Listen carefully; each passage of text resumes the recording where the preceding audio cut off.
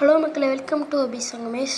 இப்போ என்ன பண்ண போகிறோம் பார்த்தீங்களா, கௌரா மீனை ப்ரீடிங் தான் விட போகிறோம். கௌரா மீனில் ஃபஸ்ட்டு எப்படி மேல் ஃபீமேல் கண்டுபிடிக்கிறதுன்னு பார்த்துடலாம்.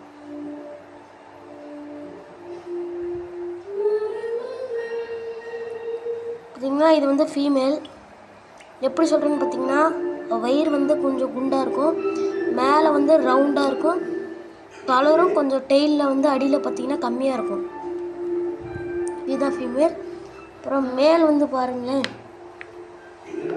மேல் எங்கேயோ போய் ஒழிஞ்சிக்கிட்டாப்புல.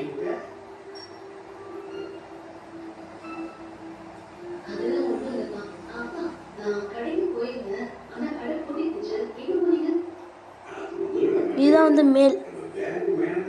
இதுல வந்து வயிறு கொஞ்சம் ஒல்லியாக இருக்கும், கலர் டெய்லில் வந்து பார்த்தீங்கன்னா பாருங்களேன், கலர் கொஞ்சம் டார்க்காக இருக்கும், மேலே வந்து ஷார்ப்பாக இருக்கும், வேறு ஒன்றும் இல்லை.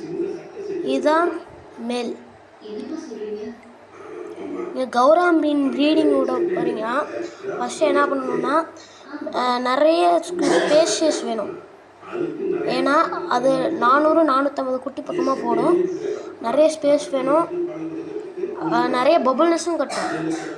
அதனால் நீங்கள் நிறைய செடி போட்டுறது நல்லது. அவ்வளோதான், செடி போட்டுக்கிட்டிங்கன்னா நல்லாயிருக்கும்.